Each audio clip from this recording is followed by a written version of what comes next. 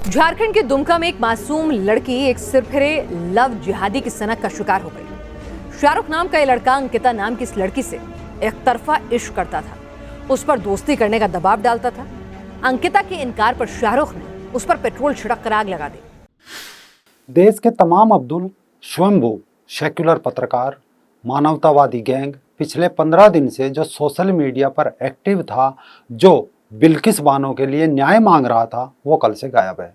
क्योंकि अंकिता ने शाहरुख के एक तरफा प्यार के प्रस्ताव को ठुकरा दिया था, जिसके बाद शाहरुख ने गुस्से में आकर अंकिता पर पेट्रोल डालकर उसे जिंदा आग के हवाले कर दिया।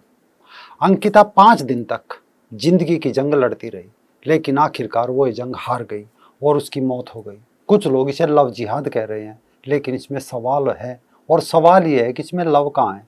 ये तो सिर्फ और सिर्फ जिहाद है। जिहाद भी लव जिहाद नहीं, प्रपोज जिहाद। यानी कि प्रपोज किया, लड़की ने मना किया तो लड़की का सफाया। यानी जब मध्यकाल में खिलजी आते थे तो उनसे बचने के लिए रानियां जोहर कर लेती थी, यानी खुद अग्निकुंड में कूद जाती थी, ताकि मलेच्छों की गंदी नज़र, मलेच्छों के गंदे हाथ उन पर ना पड़े। लेकिन अब थोड़ा उल्टा है। यहाँ आज के खिलजी खुद ही पेट्रोल की कैन लेकर घूम रहे हैं। लव जिहाद के लिए प्रपोज करते हैं, जब लड़की मना कर देती है तो ये उसे जिंदा आंख में झोंक देते हैं। और जब खिलजी यानी ये दरिंदा, ये शाहरुख पकड़ा जाता है तो इनके चेहरे पर कोई पछतावा नहीं होता, बल्कि वो पुलिस की गिरफ्त में मुस्कुराता हुआ चलता है। उसकी मुस्कान के पीछे का जो राज है उसे पता है, वो जानता है। कोई पीएफआई, कोई इस्लामिक संगठन, मजहबी संगठन आगे आएंगे, बड़े बड़े वकील खड़े करेंगे, कानून कुछ दिन में जमानत दे देगा और वो बरी होकर फिर किसी अंकिता की तलाश करेगा, प्रपोज करेगा। फंस गई तो लव जिहाद, ना फंसी तो प्रपोज जिहाद। यानी भय बना रहना चाहिए, आतंकित किया जाना चाहिए। यही तो हुआ था दिल्ली की रिया गौतम के साथ। रिया एयर होस्टेस बनना चाहती थी। आदिल ने उसे देखा, जो एक स्कूल की वैन का ड्राइवर था। उसने रिया को प्रपोज किया, रिया ने इनकार कर दिया।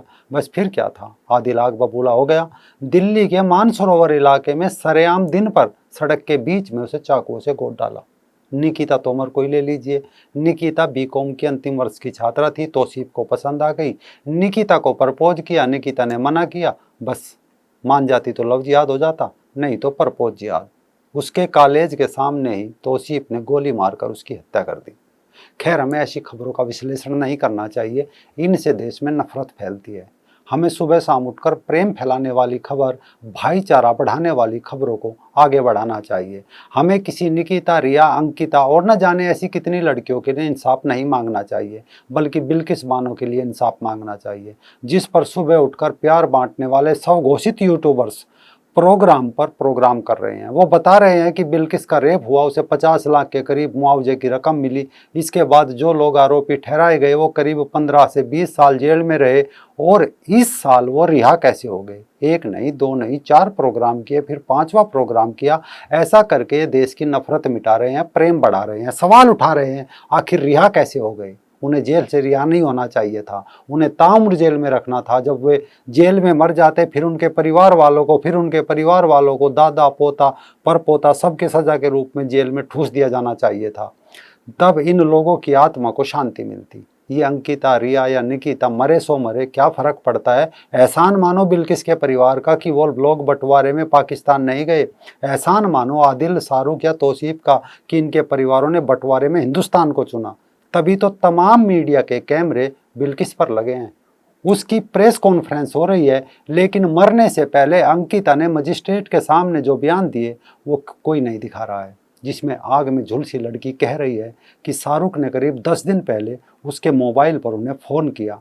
फ़ोन पर आरोपी उससे जबरन दोस्ती करने के लिए कह रहा था। लड़की के अनुसार सोमवार की रात करीब 8 बजे उसने फिर उसे फ़ोन किया। उसने कहा कि अगर मैंने बातचीत नहीं की तो मुझे मार देगा, और मंगलवार की सुबह उसने ऐसा किया भी। दिल्ली दंगों पर सैड म्यूजिक में वेदना भरी आवाज़ के साथ भूरे खान की स्टोरी पूरी दुनिया को सुनाने वाला बीबीसी अब मलाइका अरोड़ा और अर्जुन की लव स्टोरी पर इंटरव्यू कर रहा है।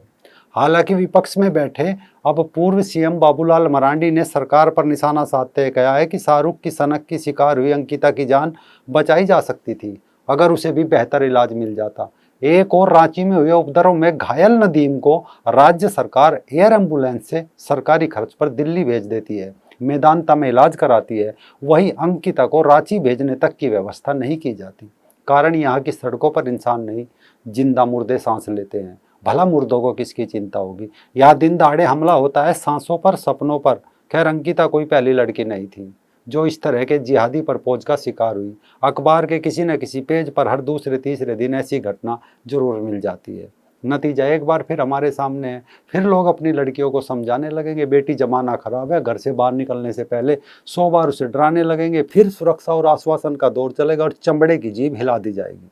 हालांकि अब केंद्रीय मंत्री अर्जुन मुंडा ने ट्वीट करके कहा है कि बहुत दुखद है, आखिरकार दुमका की बेटी अंकिता रांची के रिम्स में जिंदगी की जंग हार गई। शाहरुख नामक वैसी युवक ने उसे पेट्रोल छिड़क कर आग के हवाले कर दिया। राज्य सरकार फास्ट ट्रैक कोर्ट का गठन करके हत्यारे को फांसी की सजा दिलाए। अंकिता को अश्रुपूर्ण श्रद्धांजलि। इन सब को देखकर कवि की वो 4 पंक्ति याद आती है कि मेरी अंतरात्मा की आवाज़ भी अब मेरे कानों तक नहीं आती। आंखें क्या खोलूं मैं, पीर मुझसे किसी की देखी नहीं जाती। ये लोकतंत्र कुछ ही लोगों को आ रहा है रास, बाकी भारतीय तो भोग रहे हैं आजीवन वनवास।